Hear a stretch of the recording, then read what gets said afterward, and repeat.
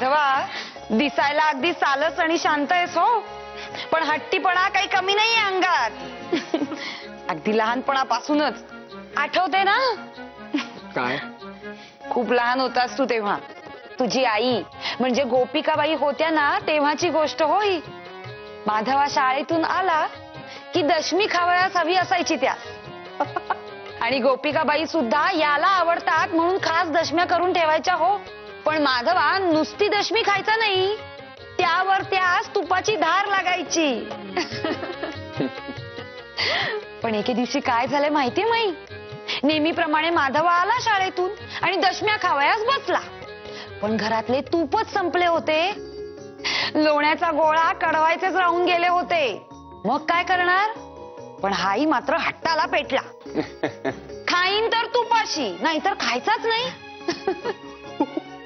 मग गोपिकाबाई सुद्धा म्हणाल्या, ठीक आणते हो तूप. त्यांनी काय केले ठाऊके?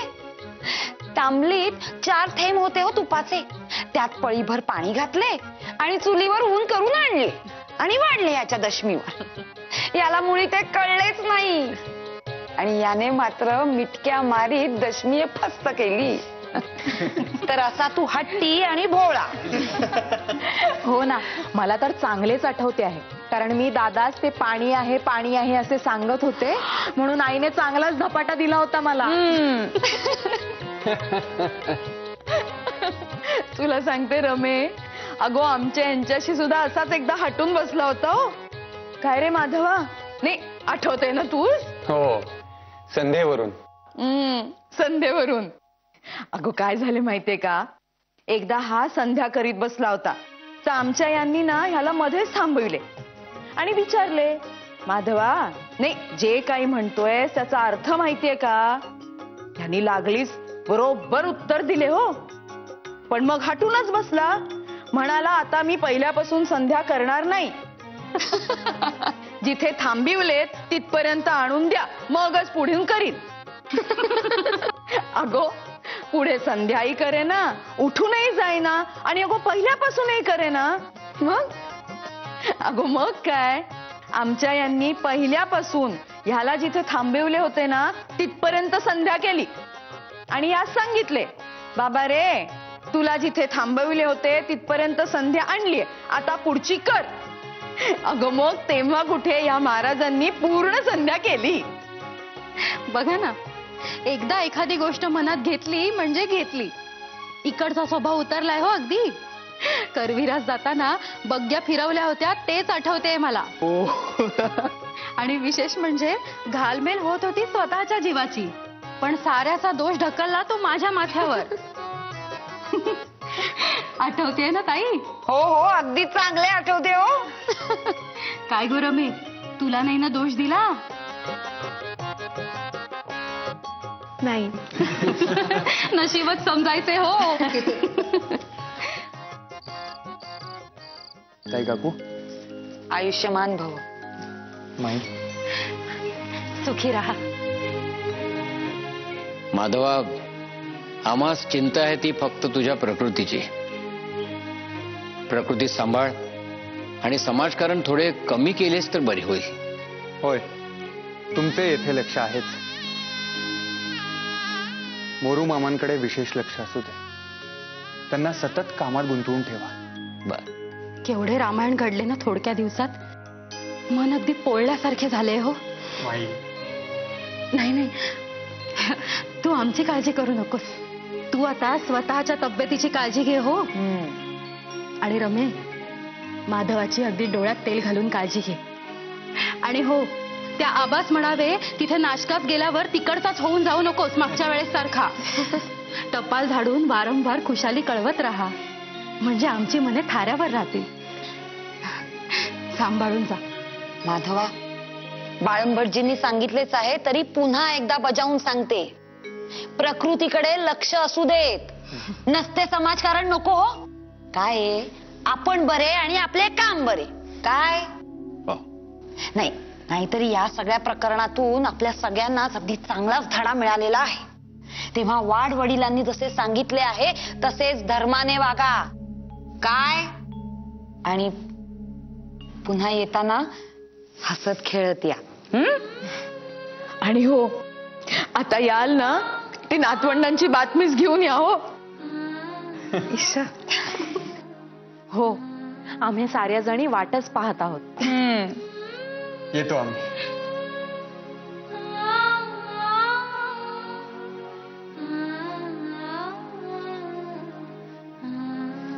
जपून जा. आई,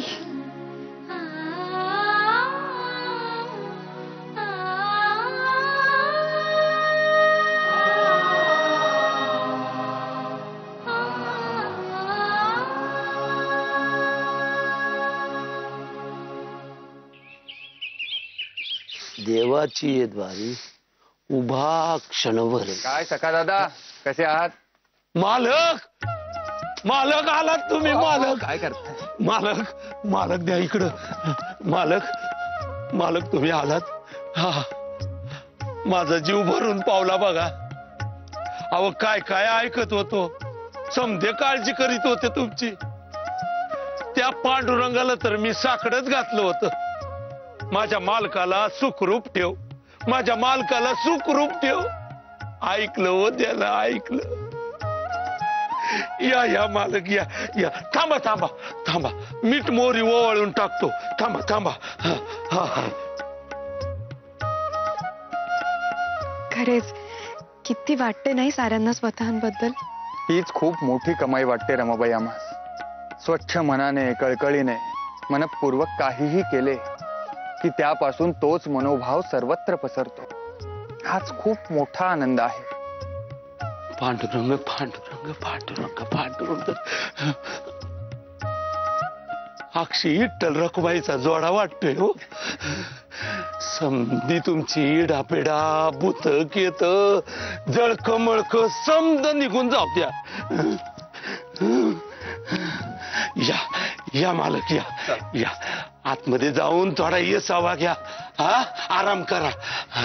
सखा काका, आंघोळींसाठी पाणी तापवा वयास घ्या. होय होय होय. आणि बंब बी पेटवतो. वहिनी बाय, आता कसं घर भरलं. तुम्ही इथनं गेल्यापासनं आणि मालकांचं आजारपणाचं कळल्यापासनं जीवाला अजाबात चैन नव्हतं. मी आता निघालोच होतो पुण्याला यायला, पण ते लोकहितवादी आणि भिडे साहेब म्हणले आम्ही कळवू की तुम्हाला खुशाली. आमची नजर आहे त्यांच्यावर दिसरात म्हणून राहिलो. पण सदा सर्व काळ मनात तेच चाललं होतं. सदा माझे डोळा जडो तुझी मूर्ती, रखुमाईच्या पती सावळिया. सावळिया होय. छान आहे. सखा काका, तुमच्या निरूपणाचा कार्यक्रम ठेवू आज आपण जेवणानंतर. पण आता आबा भाऊजी तिथे बग्गीपाशी खोळंबले असतील, त्यांना जाऊन मदत करा पाहू सामान उतरवायला. तोपर्यंत मी बंब पेटवायला घेते. होय होय होय होय. आबा आबा मालक. सावळिया.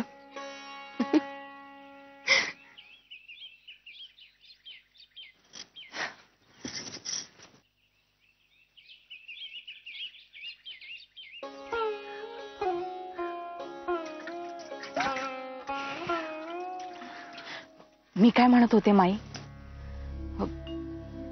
यावेळी तरी आपल्यापैकी कोणाला तरी सोबत घेऊन जावे असे काही दादा सुचले नाही आणि आपणही कोणी विचारले नाही. मला तर बाई काळजीच वाटते. जीवावरच्या आजारातून उठलाय दादा आणि मी विषय काढला होता त्याच्याकडे. विचारले होते त्यास की यावेळी तरी आमच्यापैकी कोणास घेऊन जाणार आहेस का नाशकास. पण खरे सांगू का, त्याच्याच मनात दिसले नाही हो काही. अगदी दुर्लक्ष केले त्याने माझ्या बोलण्याकडे. काय सांगतेस काय माई? नाहीतर काय. आता त्या दोघांचाच जर आपली अडचण होत असेल तर आपण तरी काय करायचे. जाऊ दे. पण आपल्यापैकी कोणी जायचेच नाही मोई. म्हणजे आपल्यापैकी कोणी नकोच आहे ना दादाला तिथे. हो, आपण नाही, पण मुंबईहून सखुताई तर जाऊ शकते. अगोबाई, अगोबाई खरेच की मला सुचलेच नाही हे. दुर्गे, अगदी लाखातले बोललीस बघ. सखू अगदी योग्य आहे तिकडे पाठवावयास. आणि आणि ती तिथे असली म्हणजे माधवा तीच दटावणारही नाही आपल्यासारखे की इकडे येऊ नकोस म्हणून. आणि ती सुद्धा त्या दोघांची अगदी व्यवस्थित काळजी घेईल हो. मला तर अगदी कल्पनेनेच बरे वाटते आहे. अगदी उत्तम सुचवलीस. आता एक काम कर, बाळंपटजी सांगून ती तार पाठवून दे आणि म्हणावे की ताबडतोब तिचे नाशकास जाण्याची व्यवस्था करा. बरे, आताच सांगते. बरे.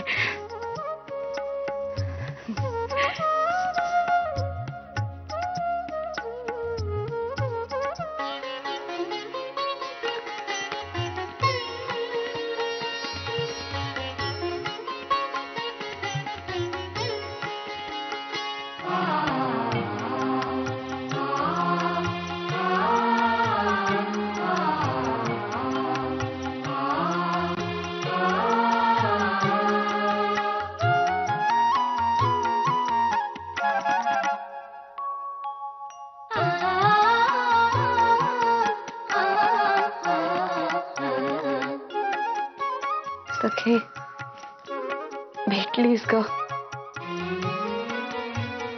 तू शिकवून तरबेज केलेस आणि मी पुण्यास परीक्षा दिली. सगळ्यांच्या पसंतीस उतरले. आता पुन्हा नव्याने सुरुवात उपशास्त्राची. पण आता भीती नाही, मौज वाटते आहे. अगं बाई, बाळंबडजी, मी तुमच्याचकडे येत होते. ते ऐकले, मी सारे ऐकले. मी सकुते ठोसर यांना मुंबईत तार करतो लागलीच. माधवाचे आणि तिचे अगदी पक्के बहीण भावांसारखे नाते आहे. सकुताई मायाळू आणि माधवाची लाडकी आहे. चुलत असली तरी तुझ्यासारखी सख्खी आहे. हो ना, दादाच्या लग्नातही यायला जमले नव्हते तीस. तिचे टपाल आलेच होते. दादाला भेटावयाची तिची खूप तीव्र इच्छा आहे. सखुताई नाशकात जायला आनंदाने तयार होईल. मी आताच निरोप धाडतो. बरे.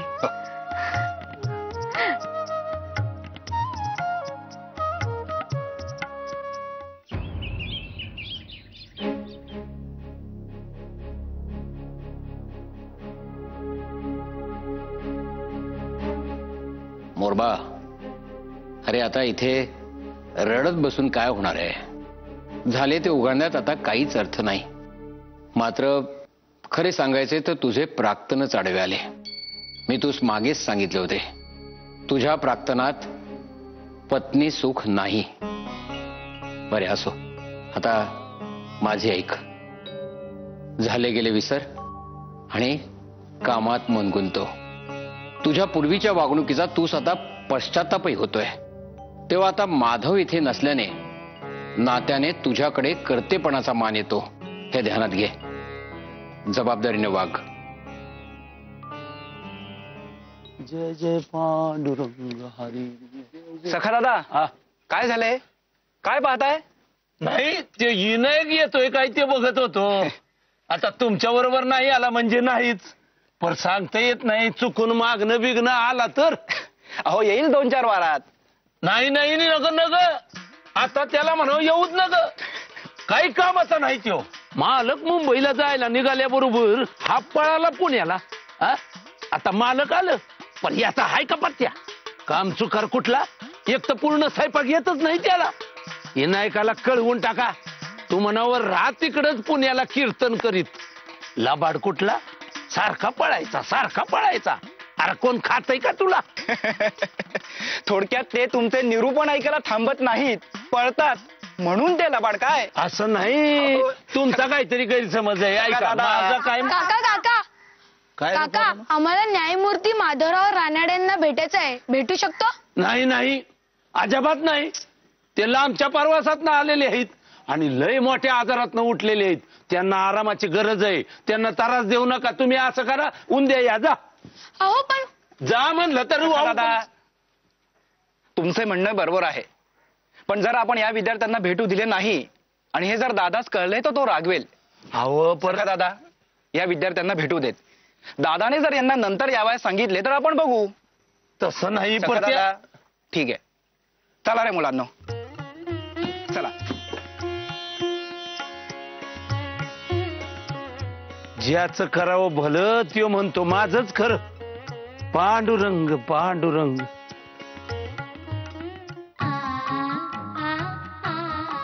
वहिनी बाय, वहिनी बाय, अहो सखा काका, होतात कुठे तुम्ही? मी केव्हाची हाका मारित होते. म्हटले जरा भाजी निवडून दिली असती तर उन्हून स्वयंपाक करता आला असता भराभरा. चला बरे मदतीला, चला. अहो तुमच्या मदतीची तर व्यवस्था करा गेलतो. म्हणजे समधी तयारी करून ठेवली होती, फक्त तेवढा निरोप द्यायचा होता. हो, कसली तयारी, कुठला निरोप, काय बोलताय तुम्ही सखा काका? सांग. कमलाबाई या आत या. कमलाबाई? या आपल्या स्वयंपाकीन बाई. काय? इथं आल्यापासून ठरलं होतं, सांगूनच ठेवलं होतं समध्यासनी. काय नाव म्हणालात तुमचे? मी सौभाग्यवती कमलाबाई मोरेश्वर वैशंपायन. माझे यजमान पौरोहित्य करतात, पण तेवढ्याने संसार भागत नाही, म्हणून म्हटले आपण काही काम करावे. त्या भिडे वहिनी गोपिकाबाई ओळखतात मला. हो, त्या सांगून ठेवले होते मी. मग आजपासूनच करू का सुरुवात? नाही म्हणजे तुम्ही प्रवासामुळे दमला असाल, तेवढीच विश्रांती मिळेल. बरे, नाहीतर असे करू, आज नाहीतरी पहिलाच दिवस आहे तुमचा, सारे जिन्नस सुद्धा दाखवावे लागतील, तेव्हा आज मिळूनच करू. मग उद्यापासून तुम्ही करा स्वतंत्रपणे. तशी रोज सकाळी लवकरच येत जाईल मी, मात्र दुपारी एक वेळेस घरी जावे लागेल. त्याची काय आहे, आमची ह्यांची तब्येत ठीक नसते. हो, काही हरकत नाही. आणि हे पहा, तुम्ही काळजी करू नका, तुमच्या एकटीवर काही पडणार नाही. हो, ब्राह्मण आहे हाताखाली काम करावयास, विनू भाऊ म्हणून. 1-2 वारात येतीलच ते पुण्याहून परत. बरे, आता तुम्ही ही लाल माठाची भाजी घ्या बघू निवडायला. बरे. पाणी आहे तिकडं. सखा काका जी, थँक्यू. टांगू